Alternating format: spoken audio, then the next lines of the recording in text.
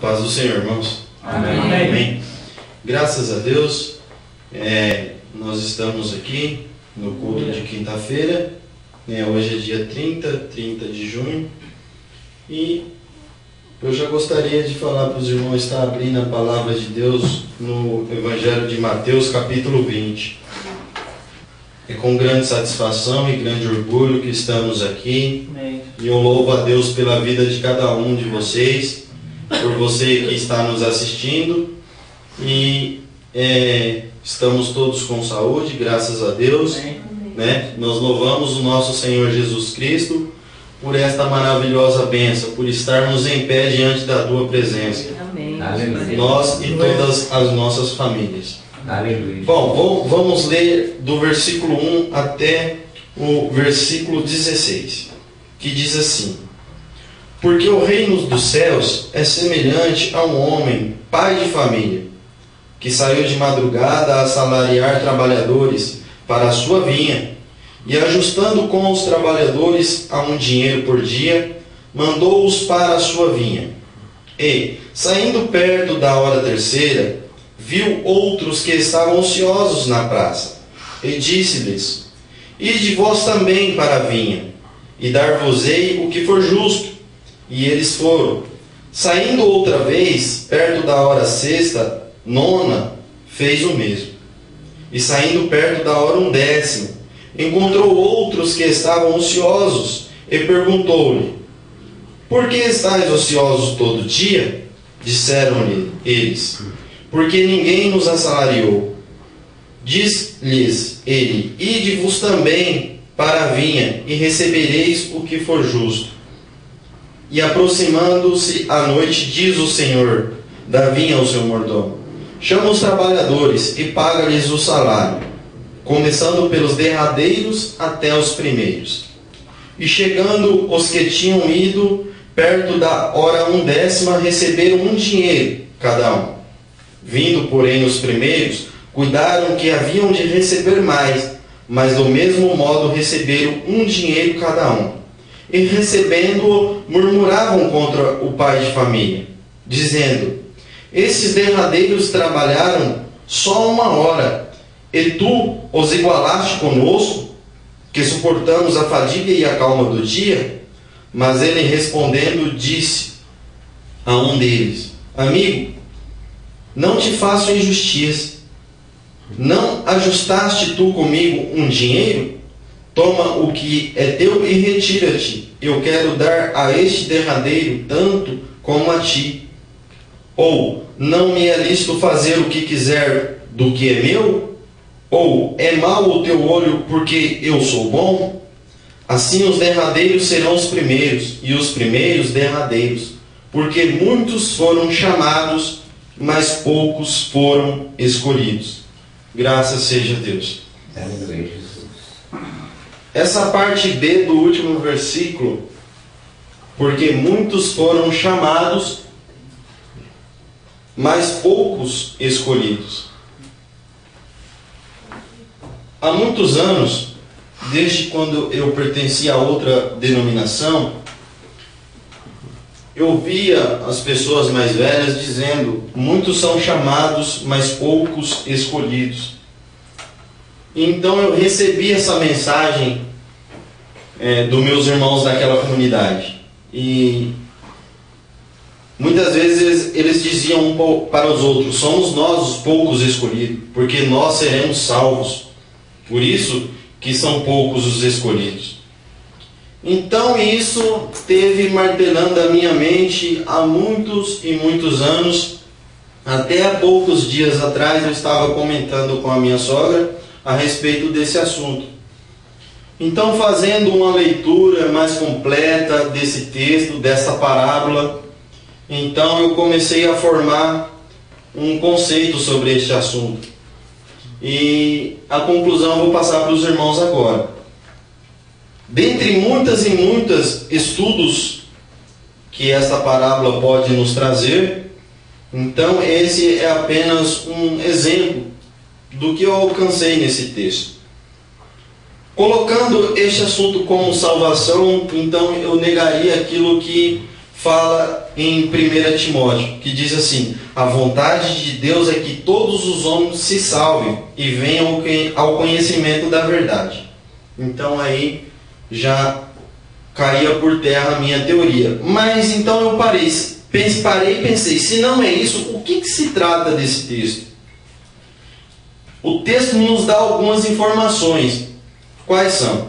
Primeiro Jesus começa falando que o reino dos céus, ele foi comparado. E depois nesse texto tem também um homem, um fazendeiro, um pai de família. A terceira palavra-chave desse texto diz trabalhadores, assalariados, que trabalham. O texto também fala da vinha, uma propriedade plantada. E também tem a igualdade, a justiça. Bem, então eu comecei a parar a pensar nessas palavras, que o texto nos dá a informação. Então, eu comecei a pensar, quem é este homem, pai de família? Este fazendeiro. Ele tem uma propriedade, onde ele cultiva vinhas.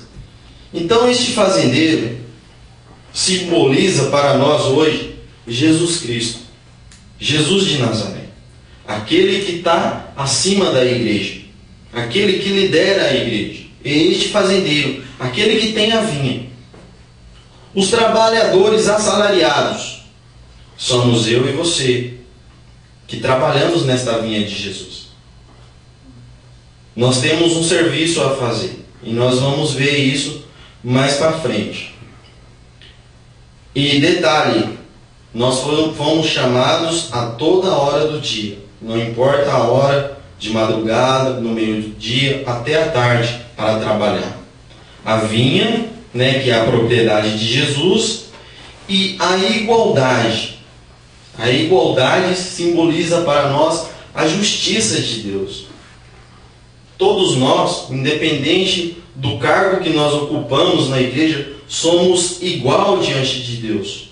E nós vamos ver também isso daí mais para frente. Só que todo trabalhador tem uma profissão, não é verdade? Isso na nossa vida, por exemplo, eu sou motorista, o meu sogro ele trabalha de pintor, e assim vai. Cada um no seu ramo e na sua profissão.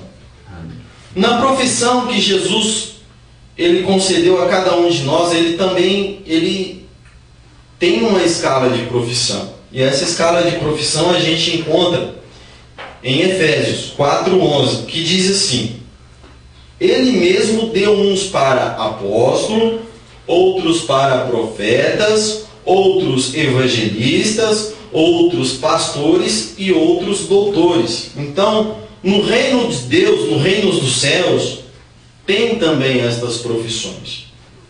E a ordem é para todos os trabalhadores, O fazendeiro, o pai de família, ele disse para todos trabalharem. Então nós temos esse chamado na nossa vida. Graças seja a Deus. Quando Jesus já tinha ressuscitado, ele deixou uma ordem para os apóstolos. Ele diz assim em Mateus 28:19 até o 20, nos 2 versículos. Ele fala assim: portanto, ide, Ele dá uma ordem. Ide quem? Quem que ele manda ir? Os trabalhadores, Os trabalhadores assalariados. Ide, ensinai a todas as nações. Que nações?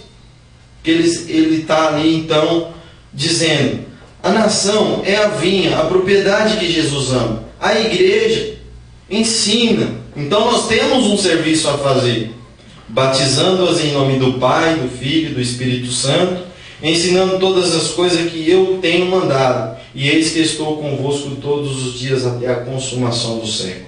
Ele não aparta de nós, No contexto diz assim que o jovem, ele queria ser salvo, e ele procura Jesus.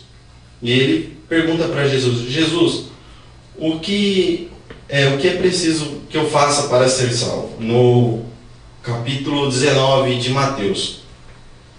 Então Jesus fala todas aquelas coisas, os mandamentos, e ele diz que ele faz, mas então ele quer ser perfeito. Aí Jesus fala assim para ele: então vende tudo que você tem e segue. Só que então a Bíblia fala que ele tinha muitas propriedades e ele não queria apartar das suas propriedades, e ele se entristeceu muito, né? Aí então eu entendi o porquê que são poucos os escolhidos, né? Aí vocês querem saber por que são poucos os escolhidos?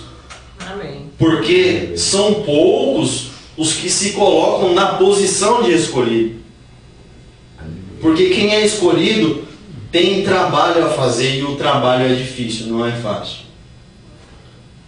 Graças seja Deus. Aí eu coloquei aqui um exemplo de ser chamado e ser escolhido. É uma passagem do Antigo Testamento, que eu acredito que é bastante lida. Eu mesmo já li essa passagem aqui na frente, onde Deus chama e escolhe Moisés para libertar e salvar o povo. Então, ele é escolhido, e Moisés liberta o povo do Egito. Aí, no capítulo 3 de Êxodo, no versículo 15, me chamou muita atenção por um diálogo entre Deus e Moisés. Então Deus, ele despede Moisés e fala assim para Moisés: Moisés, sobe daqui com esse povo, e se você ler o texto profundo, texto de Êxodo 3,15, ali você vai entender que Deus, ele despede Moisés, mas ele deixa ali a aliança, o milagre e a bênção com Moisés. Então, aí Moisés fala assim: olha, não nos faça subir daqui se a tua presença não for comigo. Então, é um exemplo de ser escolhido. Por quê? No começo do ministério de Moisés, Deus chama e escolhe Moisés. No meio, Deus despede de Moisés, mas Moisés decide, escolhe a presença de Deus. E então, por isso que ele foi tão importante na história do povo de Israel e também na nossa história também, né? E então, aí eu comecei a entender por que o reino dos céus foi comparado com o ministério de Jesus, né? Porque aqui na terra, quando nós damos as mãos, oramos, fazemos este trabalho e seguimos a Jesus, deixamos tudo para trás, nós empenhamos uma força para que nós possamos estar firmes, escolhidos na presença de Deus.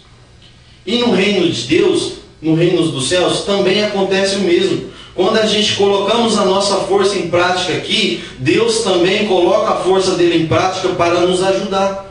Por isso que o ministério de Jesus foi comparado com o reino dos céus. Por quê? No reino dos céus, todos se ajudam.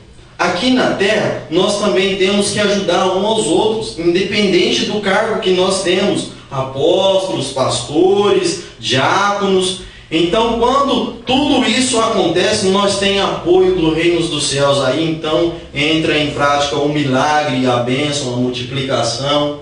E é isso que eu queria passar para a igreja. Aleluia. A igualdade de Jesus, onde todos trabalham. E quando nós colocamos na posição de escolhido, irmãos, não é fácil não. Quem se disponibiliza a deixar casa, pai, mãe, filho, filha, a fazer a obra, né, de Jesus? Porque a igualdade é para todos, não importa o cargo que nós temos. Mateus 25, versículo 15, se não me falha a memória. Porque foi dado a cada um segundo a sua capacidade. Se você é capaz de ser um pastor, então você é um pastor. Se você é capaz de entregar folhetos na rua, então a sua capacidade é de entregar folhetos na rua, evangelizar. A nossa capacidade hoje, graças a Deus, e tem dado resultado, é através do site, de abençoar aí então a tua vida, abençoar o teu lar, a tua casa, independente do que você seja. Aleluia. Então nós alcançamos isso de Deus. Quando o Senhor me deu esta palavra, aí eu comecei a pensar no que nós somos capazes. Então eu comecei a pensar no site e falei, não, nós é capaz de passar para alguém, independente de quem esteja do outro lado, uma palavra de esperança. Uma palavra, por exemplo, que Jesus te ama, já é alguma coisa. Aleluia. E eu gostaria de fazer uma oração em nome de Jesus. Gostaria que todos ficassem em pé em nome de Jesus, para nós orarmos a benefício deste site que tem dado resultado. Graças seja Deus por isso, que somos capazes de alguma coisa. É segundo a sua capacidade. Louvado seja o nome do Senhor. Meu Deus e meu Pai, na tua presença nós estamos, Senhor. Papai querido, Deus de amor, Deus de esperança, Deus que multiplica, Deus que abençoa, Deus que restaura, Deus que levanta. Vai de encontro, Senhor, esta casa, este pai de família, esta criança. Não sei quem está do outro lado nos assistindo, mas eu creio pela força e o poder do Teu Espírito Santo, que tem uma alma sedenta pela Tua palavra. Abençoa este projeto, Senhor. Abençoa esta casa. Restaura, Senhor. Levanta aquele Teu servo que tenha caído por algum motivo, eu não sei porquê, mas que o Teu Espírito Santo esteja visitando, Senhor. Venha restaurar os problemas financeiros, toda doença, todo espírito imundo seja retirado em nome de Jesus. Seja repreendido, Papai querido. Restaura, Senhor, então a harmonia entre a família, entre o pai, entre o filho, entre o marido, entre a esposa. Em nome de Jesus, Senhor, é que nós te pedimos e já te agradecemos em nome do Senhor Jesus Cristo.